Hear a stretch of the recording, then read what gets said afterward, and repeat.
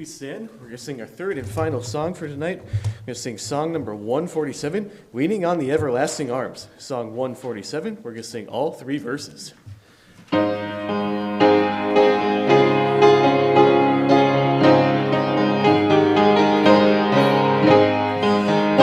a fellowship, what a joy divine, leaning on the everlasting arms. What a blessedness, what a peace is mine, leaning on the everlasting arms. Leaning, leaning, safe and secure from all alarms. Leaning, leaning, leaning on the everlasting arms. Oh, how sweet to walk in this pilgrim way, leaning on the everlasting arms. Oh, how bright the path grows from day to day, leaning on the everlasting arms. Leaning, leaning, safe and secure from all alarms. Leaning, leaning, leaning on the everlasting arms. What have I to dread? What have I to fear? Leaning on the everlasting arms. I have blessed peace with my Lord so near. Leaning on the everlasting arms. Leaning, leaning, safe and secure from all alarms. Leaning, leaning, leaning on the everlasting arms. Great singing. Please be seated. All right. Well, at this time, we will hear from our team, if you will, that went over to Thailand. There were 8 of us total, including myself from this church, and 25 total from 5 different churches were there. And we just had a great spirit amongst the group. It was exciting to work together with a number of people from that have a common goal of just bringing God glory. And I won't say a whole lot right now, but I'll just go ahead and just have each one of you just kind of come up one at a time. Lisa, you want to go first? Thank you.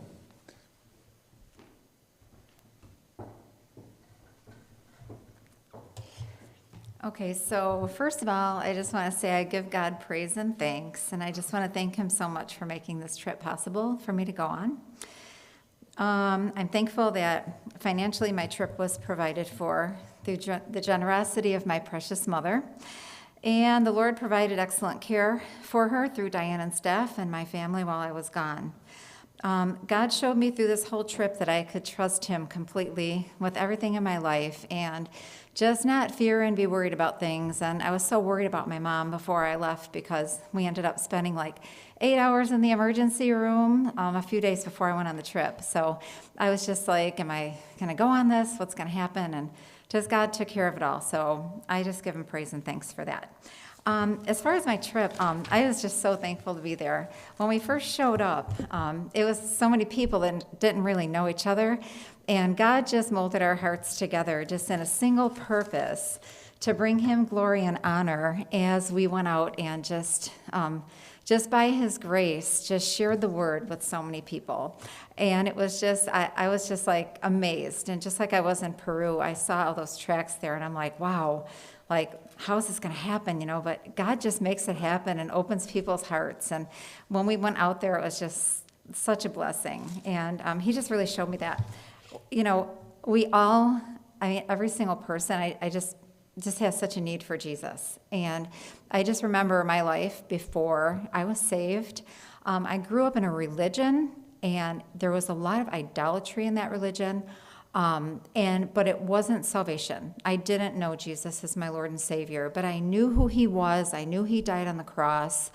But I didn't know that I personally had to repent and receive him as my Lord and Savior. And that is my passion, to be able to go out and share him with others so they too can know the real message of salvation. A couple testimonies when we were out there that I just saw God's provision and his care, not only for us on the team, but like for everyone, just for people that were out there. And so Charday and I were out one day, and we were in this laundromat. So we were kind of doing laundry for everybody in our little group. We were kind of switching them over. So during that time, we went out to this market. And right down this market, there was this, we were just passing out tracts there, and this man was just there, like right before the market opened. And I started talking with him, and he went by the name Banana. So as I was talking with him and sharing with him and everything, I was able to give him a tract, and he was so thankful for that tract. But I was trying to communicate with him where the church was, kind of point him in that direction. But like I couldn't really tell him exactly where it was. And I was really hoping and praying that Brother Nat would come back and be able to tell him where it was. But Brother Nat didn't come back, and we lost sight of him. So it was 3 days later. We were in this little area. It was just little, kind of like an alleyway. And there was like some homes back there. So we were walking through this little narrow passage. And all of a sudden, here he comes flying around the corner. And he recognized Charday and I out there. And he comes around the corner, and he's like, oh, he pulls out his tract. Look what I have, look what I have. And we were with Brother Nat's wife at the time, and she was able to tell him exactly where the church was. And God just so provided for him in that, and he just so cared. Another way he showed me his provision was, and his protection, was through this huge hole in the street. So I passed this tract to this lady, and I turned around and stepped right on this curb. And I happened to look down. Now me, sometimes I don't look down.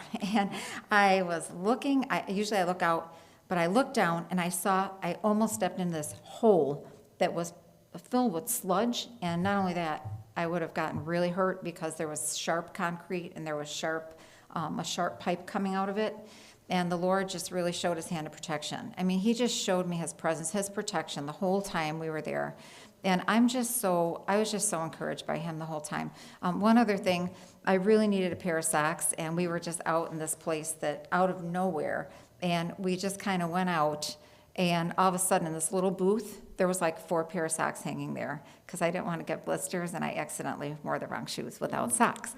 So anyway, it was just wonderful, and I was just so encouraged, and you just see, like I just totally saw the need through this mission trip of so many people that are just so, they just need Christ, you know, and I'm so thankful that we were there to be able to share him with others.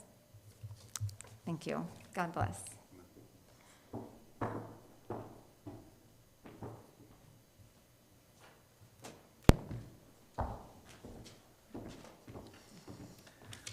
My trip to Thailand was wonderful.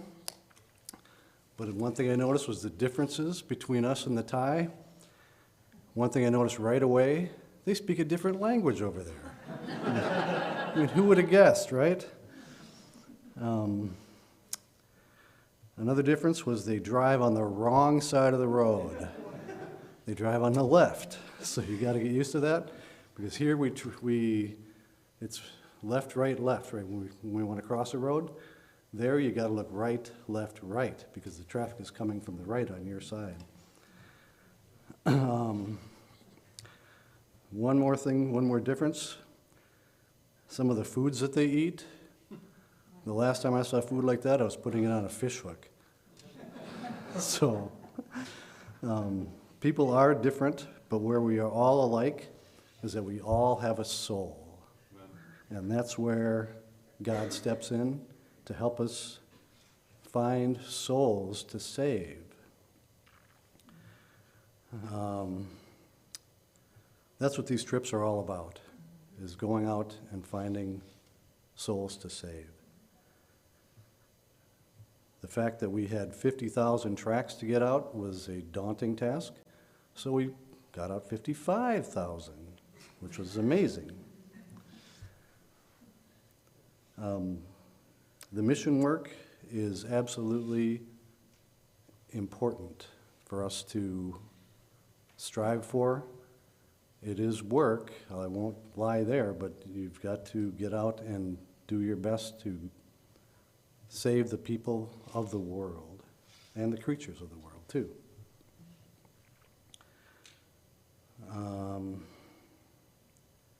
We also got to ride elephants, which was kind of fun. We whitewater rafted, and we visited a very famous cave. If you've seen the movie 13 Lives, and I don't know if you have, but it's about the kids who rode their bikes to this cave in Thailand.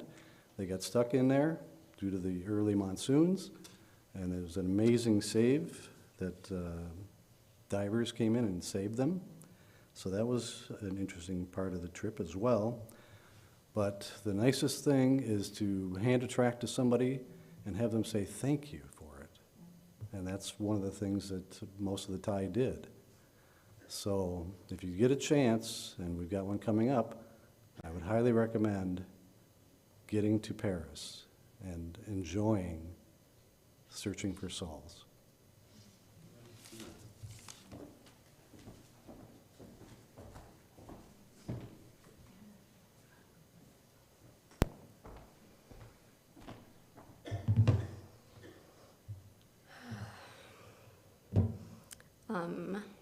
Pastor was like, you should write out your testimony so you don't go up there and ramble.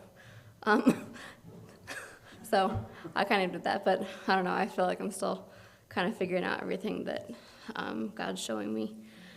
I'm incredibly just thankful for everyone praying for us, that it was so huge to just know that there's so many prayers for so long. There's so many things that could have gone wrong, and it's really just incredible that it didn't. Especially wanted to thank Steph, people like Steph and Abby for me specifically took care of like my responsibilities while I was gone. Like Abby watched, our house and our dog for 2 weeks. That was unpleasant for her. Like the dog has only ever had like 3 major problems in like the 3.5 years we've had her. One of them was while we were gone. So just people here, I know, put in a lot for us to be able to go. So, yeah, like I said, I'm still processing a lot of this, but going on this trip at all was just kind of a big step in like a series of learning to actually have some faith in my life. Life was like really easy for me until I was about 26. It was like as soon as I got married to Ian, God was like, well, it's it was like, well, now it's time for you to actually learn how to, I'm explaining. No, but yeah, anyways, it's been very good, but it was like, everything was really, so I had like the easiest life. Like my parents, got divorced, but like, I swear, just God was so gracious. And then we got married, it was like, everything was just way more difficult. And things never went as planned. And it was like, finally, I had to actually exercise some faith, like all the time. So it's been, the last like 4 years, we celebrated our 4th anniversary on this trip. But it's been like walking side by side with Ian and him encouraging me to actually have faith. And all these little things that has kind of led us to like being here at this church, moving to Minnesota.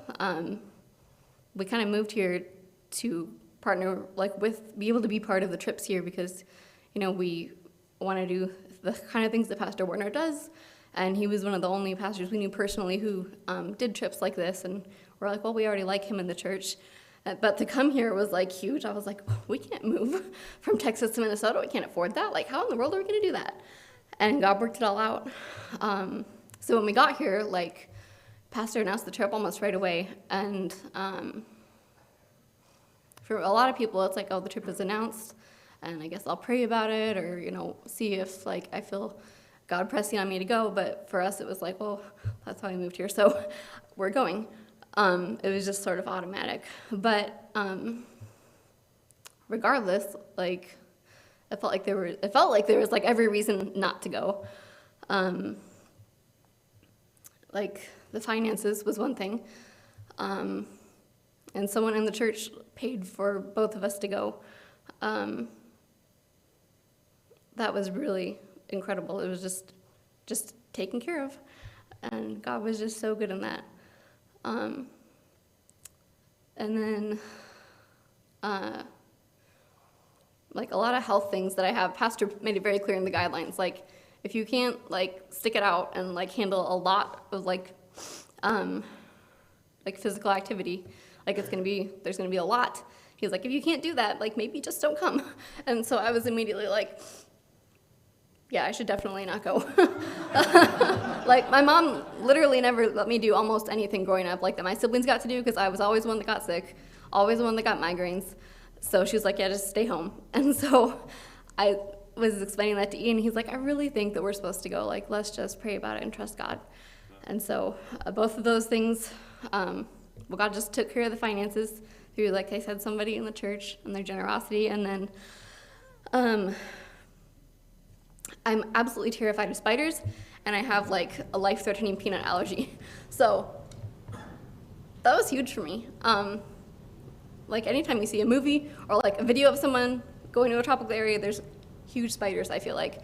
So, but like this was huge for me. Like I was literally, like I had nightmares about spiders while I was there, but I didn't actually see like a single decent sized spider for the whole like 15 days. To me, that was a miracle. And that was really sweet that God like let me not deal with that, because we were in people's houses who said they had large spiders in their house. Didn't see one. So grateful. And then the peanut allergy too. Like if you have a life-threatening peanut allergy, you pretty much just shouldn't go to Thailand with how much they use them. But like right before we went, someone gave me this really great resource. Like it's this little book titled like How to Survive Thailand with a Peanut Allergy. And I had like a card in there with like phrases translated. And so that really like, I was prepared to just eat like boring white people food the whole time, but I didn't have to. So like that was a resource to help. The missionaries were so gracious to help with that. So that just took a lot of like worry off, that it was so much more manageable than I thought could ever be possible.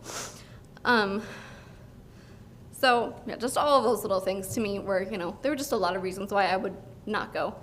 But God took care of every single one of them, above and beyond. And then when we got on the trip, I've gotten very like, I haven't had to interact with people as much like the last couple years, and so I've gotten a little bit just like lazy and irritable more so, and just being patient and being gracious with people, or being a people person. Like that used to be like, people would say, oh, she's such a people person, she's so like outgoing and like easy to talk to, and like I've very much just become more like standoffish, which I've known that that's not good. And like it's very opposite of like having the fruit of the Spirit. I've known that, but the trip was a major like, it brought it to like a very glaring like obviousness for me. being in a group, like a small, well, with 25 people in small spaces for 15 days, I was like, oh my goodness, I didn't even think about this and to prepare for that. And it was, so it was just really good to have that pointed out, that like I so need to let God, work in me and to submit to him and let him develop like that fruit of being kind and everything with people. And so in just getting through with strength I needed with migraines and like interacting with people way more than I wanted to, just seeing God's grace day to day more than like I feel like at home like I don't need that grace. But that trip really helped me see like I can like be and I can do so much more if I ask God for that grace. Because there was just things that were accomplished on the trip that I would never think, like, if I was faced with it here, I'd be like, absolutely not. But God worked it out and gave me the strength and the grace for so many things. And so, yeah, overall, I think one of the things right now that I'm appreciating is just the emphasis on prayer, because Pastor, has had us praying for this trip for months, and then praying just every day on the trip. I've never really been in a church where we actually pray as much as Pastor encourages us to here with weekly prayer meetings or, the prayer revival. And that's made such a difference in my life to pray specifically and pray often and pray so much.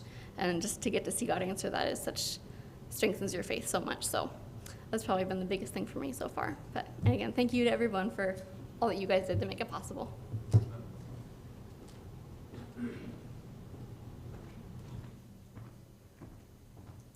I don't know how to follow that, but I am a loving husband. I do take care of her somewhat.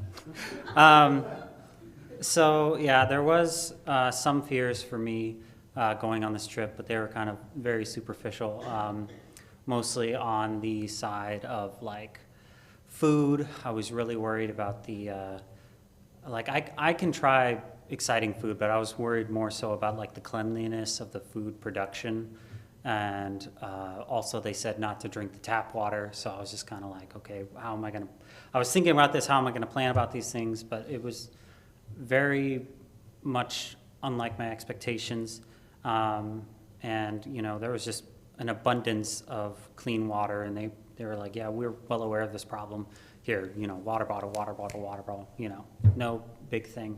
And even though they were small fears, everything else was really good about the trip.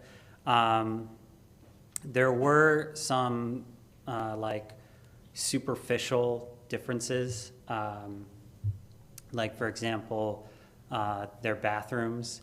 They have some of them, at least most of the ones that I've used, had toilet paper, so I didn't really experience any like squatty potties or anything like that. But they had showers there, but it was mostly just like a shower head, no tub, no curtain, and just like the shower head's in the middle of the bathroom, so you're just showering and next to the sink and the toilet, just right there. And it was a little weird, but they also have really big malls. Like every mall is massive, but besides those superficial differences, there was spiritual commonalities that were really encouraging to me. We had an opportunity to be able to hear some of the Thai Christians' testimonies, and hearing their testimonies of how they came to know Christ. One of them, his name was Boss. He talked about with Buddhism that even they were saying to be Thai is to be Buddhist. It's part of the culture, right? But I was talking to someone, I forget who, but I was like, I wonder how many people are seriously serious about Buddhism, or are they like Christians back in America, or not Christians, people back in America who just kind of go through the motions. They're like, yeah, I go Sunday. It's tradition. It's what I have to do. They don't really think anything of it. And that's kind of how Boss felt. And he was like, I feel nothing. I don't get anything out of this. This is just tradition, and it was encouraging to me because, in my personal testimony, I have aspects of being a Christian and trying my hardest just to do the right things, but I needed to learn how to rely on God. And it's like my testimony, even though they're way across the world, totally different culture, I can still share my testimony, and it can have an impact on a Buddhist even, and be like, look, I understand where you're coming from. I understand these different things. There was another thing where we visited the Grand Palace, which it was very ornate, very big golden buildings, mosaics that were very detailed. And I was with Autumn, Charday, and Ryan, and we were kind of just sitting there hot and just trying to figure out what should we do in this place. We weren't sure if we could leave the square area, and we had a map that you could, but we didn't realize that until afterwards. We're like, oh, okay. But it was kind of interesting and just like God's leading, because you look at the map, and most of the ornate things, these things that they listed on the map, you couldn't go inside, you couldn't look at them, you could kind of just view from the outside. So Ryan and I were like, what can we go inside? I want to see something. And it was kind of interesting because the one thing you could see and go into was the jade Buddha. And we're like, I don't know what that means, And so we were kind of interested to see that, but it was what we needed to see. It was the thing that we came to see, because it's I don't know, Pastor and Brother Lang mentioned, it was just oh, you see sin all around you, and even the first day, and Autumn and I are like, what are they talking about? I didn't see any sin, but it's one of them, I thought about it later, I was like, oh yeah, duh, idolatry. Living in America, it's not a serious thing here. It's just oh yeah, that's a sin. I forgot, But then going to see the Jade Buddha, it was very intense, because they had rules where it's no photography, no filming, you had to shove your shoes off, you couldn't point your feet at the Buddha, and I think that the no photography, no video helped me at least to kind of just be really aware of what was going on, watching the people pray to the Buddha, and it was just this tiny ornate jade statue of a Buddha with all this huge altar around it, and it was just some of these people, yeah, it's a really real thing to them, and it was very sobering just seeing all of that. There was something else, but that was really interesting on that part. But I think, oh yeah, that's right. The one thing that God really worked on my heart about was just, I really need to pray more often, because I was hoping and praying when we had these morning and evening devos, and so I was I haven't gotten a lot of opportunities to speak, and I always enjoy doing it, but just in general for the past since college, I haven't gotten to speak much. And so when the opportunity to give a Devo came up, I was like, okay, I really want to take this seriously. So I was praying ever since I found out that I had to do a Devo, up until the night before, just praying so much about this that, God would use me, God would just at least encourage someone. And I was reading even in Corinthians of just tongues, it's versus prophecy. It's prophecy, tongues don't do much if no one understands, Prophecy is good because it can edify people. And so I was just I just want to edify someone. And I prayed so much about that. And, people were telling me that, yeah, it really helped them, and it was what they needed. So it's it was convicting to me, because it's man, if that much prayer could make that difference, I really should pray more often. The other thing that was really nice was just building relationships, not only with the people on the trip here, but building relationships with other Christians across America, our missionaries, and even Thai believers was just forming those bonds is always really nice. So it's like I know someone across the world or across the country that it's like, yeah, we experience the same things. So that even if like you go and, you know, you do the work, which is always really good, but there's even things like that where you just edify each other, and that Christian fellowship is also very nice.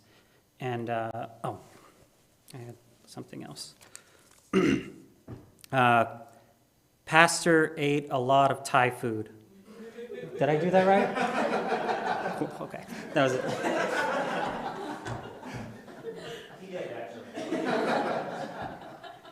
More than he wanted to, I'm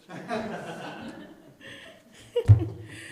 Okay, so Swatika is, thank you. So that is saying hello in Thai. And so during the trip, what we were told to do is to greet people, saying Swatika or Swatikap if you're a guy. And then because we were giving tracts out, so that people didn't think that they had to pay for something afterwards, we'd say Jack Free Ka. So that was just kind of one of the words we did. So during this trip, this is my 4th mission trip with NBC. So I think that might make me a veteran at this point, right? So Pastor told me that my next trip is going to be Jack Free Ka. So just, you guys heard it from me. Okay. Okay, so before coming on the trip, I had a lot of life things going on that really kind of, it just made life really, really busy. I was kind of overly preoccupied, I think, with the things that were going on. I was starting a new job. I had a lot of things kind of going on, switches with work, and then packing for the trip was really stressful because I didn't take any time off before work. So I felt like I had a lot of stuff going on. So it's really grateful to be able to go to Thailand and really just be set apart for this special project, and really just to be able to see the Lord work in that way. And I think, you know, before that time, I had some things that I had been praying about, probably not as consistently as I should have been. And I think through my personal devotions and through our daily prayer meetings, I was reminded again, really how intricately involved the Lord wants to be in our lives and in all aspects of our lives, right? Even the little things to the big things. We had some divine appointments during the trip. And as we were handing out tracts, obviously most people spoke Thai or they spoke Myanmar, however you want to say it. So there were few stances when we did, were able to talk to people that spoke English, and I was able to, share the gospel with them. But it really just reminded me of how much God cares for every aspect of my life and how He is a God that can and does do the impossible. And so one thing that I just thought about was that unbelief, whether it's said out loud or if it's felt in our heart, will hinder God. And Matthew 13:5-58 says, "And He did not many mighty works there because of their unbelief." So I just thought about that verse and thought about things that were happening in my life. And, God really wants us to have faith in Him to do the impossible and to pray for His will. And so a personal example while I was on the trip of the Lord really doing the impossible, in addition, as Bob was saying, to getting out, past our goal of 50,000 tracts, we were able to get out 55,000 and probably a little bit more since we did some more after we did that final count then.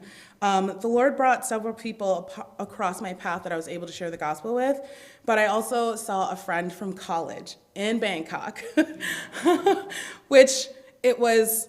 Ryan and I were on one side of the street, and Pastor and another girl were on another side of the street. And we were walking and giving out tracts, and there was a lot of foreigners in that area, so mostly like Americans and Europeans in that area. But we were really focusing on giving out the Thai tracts at that time, unless we had a conversation, with somebody that spoke English. So we were walking and giving out tracts, and Ryan was like, well, maybe we should stop at a place where there's a lot of high foot traffic. So I was like, okay. Let's do that. So then we stopped at a place where there's kind of like a bus stop, like a little bit of a hotel. Ryan was on this side, I was on that side. And then I saw this guy walking with a baby, and I was like, hi. And he's like, hi, Sade. And I was like, oh my goodness, Jonathan. So, which just seemed so unlikely. If I had been on the side next to Ryan, I would have missed him. If I had been on the other side, where Pastor and Reese were, I would have missed him. It really was just the Lord showing me how he can do the impossible in the most unlikely situations, right? So, I mean, it's just, it really blew my mind, because why would I see somebody that I know in Bangkok? It's crazy. And he was just visiting too, so it was amazing. So anyhow, it just really reminded me of how the impossible becomes possible in our lives when we really are able to repent of our unbelief. And that's a lot of what I worked on in my personal devotions while I was there. And he also allowed me to experience, just the opportunities to share his glory with others. And when we allow ourselves to be willing servants, he will use us, right? When we will be those willing vessels. And I would just say another thing that really encouraged me during the trips, we had a lot of teenagers actually come on this trip. It's probably more teenagers, I think, than some of the adults, but it was just so encouraging to see how many young people were really reaching others with the gospel. And they really had a zeal for wanting to reach out to people. They had a zeal for wanting to fellowship with the Thai believers. And I really, really love to see that, because I got saved when I was 23 in 2011. And, I was older at that time. And it really was encouraging to see 16-year-olds and 18-year-olds really living for God and, doing that for a long time. And I know that they were encouraged during the trip as well. And it just, this verse came to my head, Psalm 102, as I was going through my devotion. It said, serve the Lord with gladness. And really, we served the Lord with gladness there. And I saw the gladness in all of the teens and everybody that was there. They were really excited to be able to share the gospel and not think about themselves, right? And think about other people. And it was just really encouraging. So I would just say we don't have to wait for a missions trip to serve the Lord. We can do that right now. And Ryan had brought a message during one of our devotions, and he talked about the time is now. We have urgency in the Christian race to work now. Don't wait till tomorrow to try to get victory over something. Don't wait till tomorrow to say, oh, I'll, talk to that person tomorrow. We don't know what tomorrow may bring. So I hope that just encourages you all to just really serve the Lord right here where you're at. So.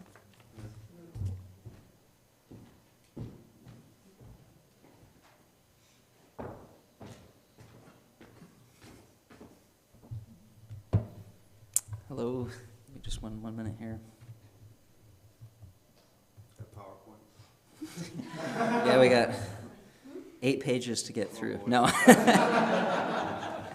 No, it'll be quick. I have a few notes for myself so I can think of what to say. Oh. Or if it won't open, I'll just have to remember. I guess I'll just start off with a little bit of what I'm recalling. There were a couple, kind of going into the trip, there was a couple of negative mindsets, that I found I had. And one of them was I was certainly afraid of getting ill over there. I shouldn't have, but I was going into it, I was just like, I don't want to get sick. I don't want to get sick. I thought I was going to eat something that would, and I saw God just, protect me there. I did end up getting some kind of illness before the trip, but I just saw God really put his grace and strength throughout the trip. So that encouraged me. Another negative mindset that I went into the trip with that surprised me was, and I saw this as time went on, God was kind of showing me this was there, is I really had a wrong mindset that I thought, I'm an American, going over to Thailand, I can't speak their language. And I just thought, what am I going to do? What difference can I make? It wasn't good unbelief that was there, and I thought of our group, and I've never experienced, this was my first trip with MBC, so I had never experienced anything like that before. And just really, I guess what surprised me about the trip was just some of the personal interactions that God allowed me to even have with the Thai people that could speak a little English. There was a time I was at a bus stop handing out tracts, and it ended up being a family, and the dad kind of looked at me, and I was giving them to everyone, and then he's like, well, we're a family, and I think he was thinking, we don't all need one, but the kids were wanting one, so I was like, well, I'm giving everyone one here. So I passed them all out, and I went around to the other side of the bus stop, and suddenly probably the 2 daughters, they turned around to me and they were very interested. They were like, what is this about? And God gave me even a little bit of an opportunity there to tell them this was, about knowing you can go to heaven. And I was able to just share with them a little bit. And I think the Lord just really encouraged me with a few, situations like that. There was another guy I was able to talk to in one of the evening markets that we went on at night, at a night market one in the evening with Ian and Charday and them. And he was very open and very interested, and God allowed me to have a conversation. And I think that surprised me a lot, because God just encouraged me, I can use you. I think I went into the trip feeling kind of spiritually weak and incapable, and that encouraged me a lot. I think another big takeaway I got from the trip was just being humbled by just the missionaries and the Thai believers and their love. I showed up there in the first service we had. I think it was in the morning in Bangkok at Lad Prao Baptist Church.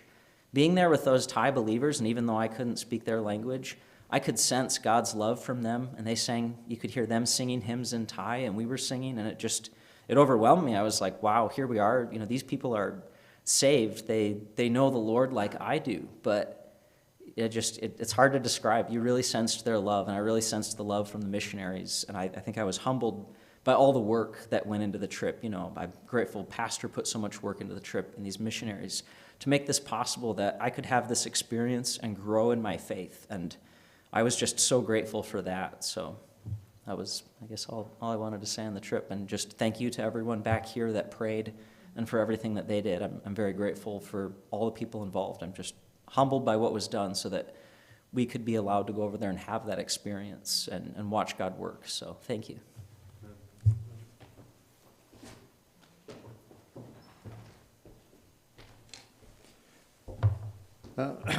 I'm very glad that I was able to go on the trip. I knew when Pastor first announced the trip that God really wanted me to go on it, and like I said, I'm glad that I went.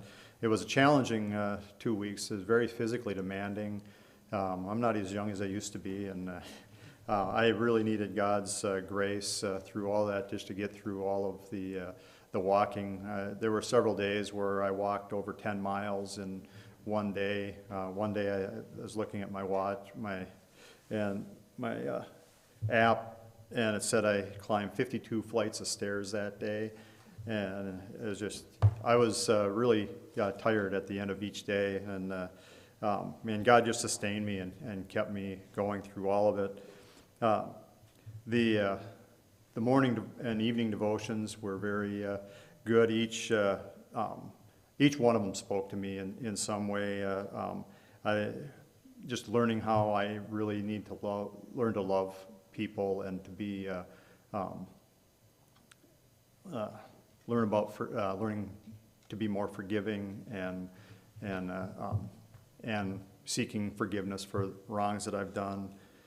One of the messages talked about how we should not compare ourselves amongst ourselves, and God was showing me in that because I was comparing myself, thinking I wasn't able to do things in the ministry because I'm a divorced man and remarried, and I'm disqualified, and I couldn't do anything. And God showed me that He still has things for me to do in the ministry, and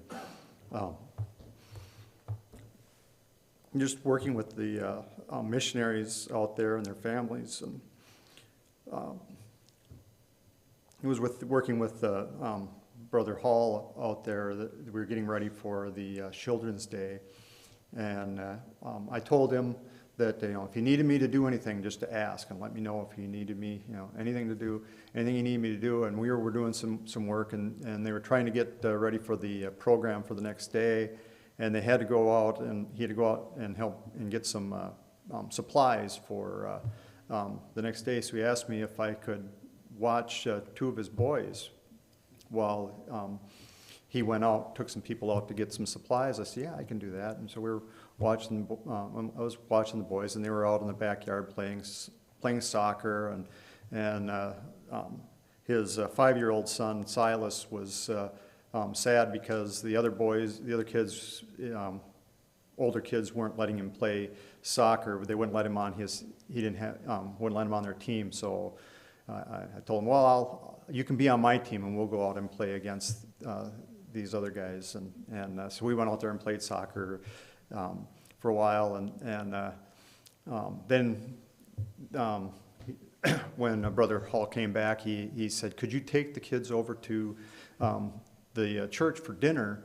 He said, my wife is still at home and is waiting to get something done before she can go over there, but could you take them over and just make sure they get fed?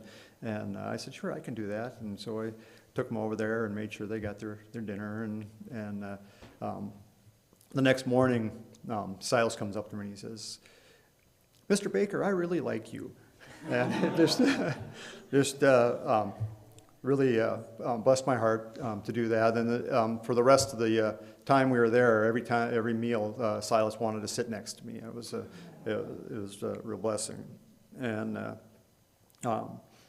then when we were out, God just answered prayers for us while we were out there. I was able to talk to a few people, and that was one of the prayers that we were praying that we could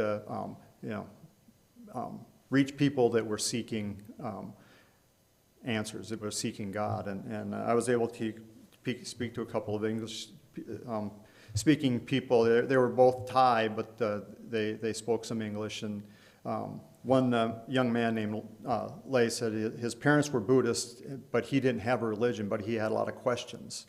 And I was able to share a little bit with him, and he asked he asked if he could have my phone number so he could contact me on WhatsApp if he had any questions. And I said, yeah, I can give you a phone number. I haven't heard from him, but I pray that he would get the answers that he's seeking, and that God would just touch his heart and all that. And there was another man named Danny that I was talking with. He was an older man, but he had a lot of questions, and he was asking me all of these questions. He was asking me a lot of questions about America, why America was doing the things that it was doing, and a lot of I didn't really have the answers for a lot of those questions, but I just said, we need to trust God, and was talking with him, and I was sharing the gospel with him, and talking to him, and there was another man standing behind him, and that stopped, and he was kind of listening, and he walked up to me and asked for one of the tracts that I was passing out, and that was a real blessing. Just we heard about all of the tracts that we were, our goal to pass out 50,000 tracts. It did seem like a pretty daunting task, and the night before our last outreach day, we still had a ways to go to get to the 50,000, and we had 60,000 tracts printed, and so we were praying that we could get not only the 50,000, but that we could make a dent in that extra 10,000, and specifically praying that God would bring the people to us, show us where we needed to go, and that He would bring people to us. All the days that we were in Bangkok, I was at the Victory Monument ere. There was a place where there's a big monument in the middle of a big traffic circle, and then around the traffic circle there were bus depot and then there was a train station there. So there was a lot of people coming and going through this, right in the center of Bangkok. So it's very, very busy. There's a big mall in that area, and so a lot of people in that area. And the first few days, first day was pretty slow there, although we met a lot of people. Not a lot of people were taking the tracks and that. Then the next few days it was a little bit better, but we were coming up to the last day there, and we had a pretty daunting task. And I was running them numbers and thinking, okay, we have about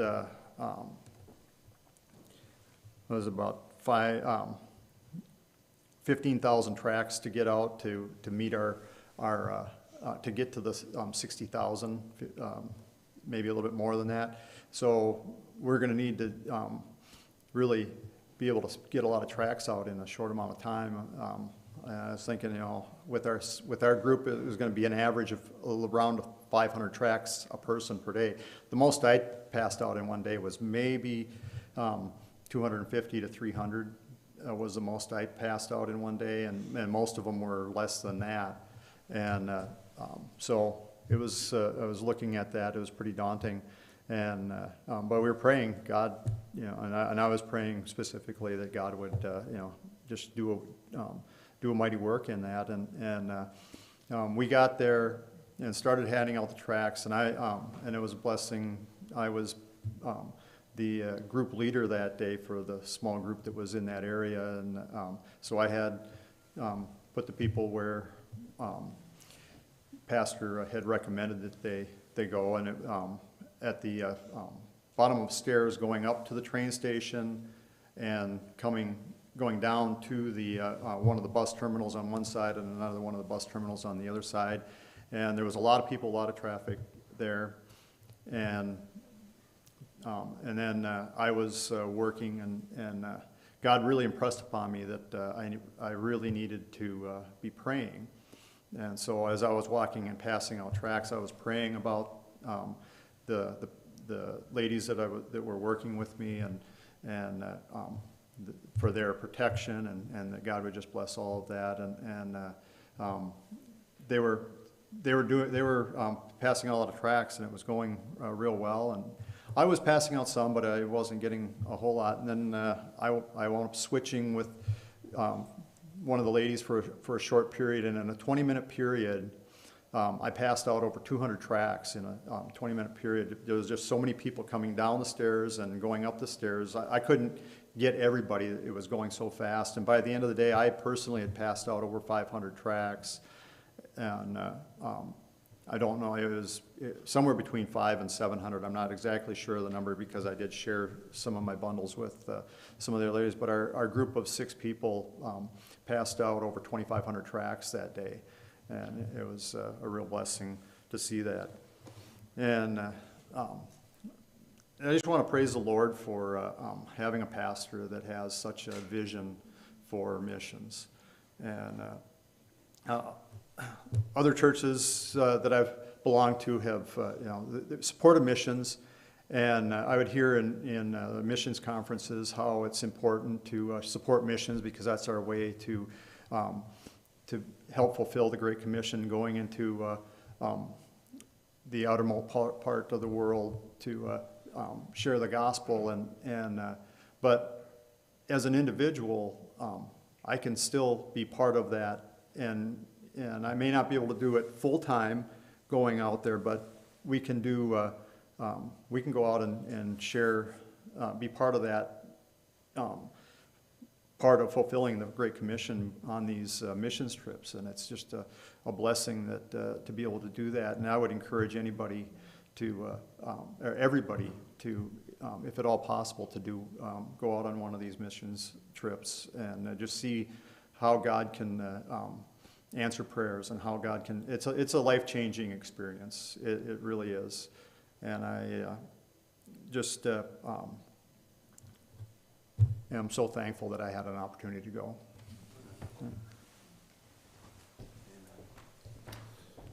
Well, our time is about up. I was going to share a few pictures, but maybe I'll do that on Wednesday night, just for the sake of time here. But I do want to share a little testimony briefly as well. One thing about this project that was unique was it was one of the more challenging logistical things we had to get around.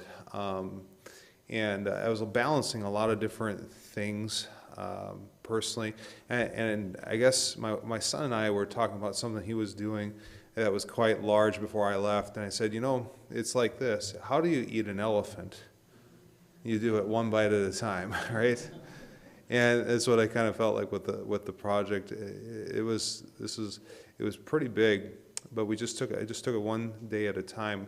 There were a lot of things that were taking place, even here with some of the things with the speakers having gotten shuffled out of things out of everyone's control, and it came to a point where I had to realize that I just have to let God do. I just do my part and let God take care of the rest. And I was so grateful that it really taught me something about faith, and that where God leads you, you may face challenges, but He always seems to make a way.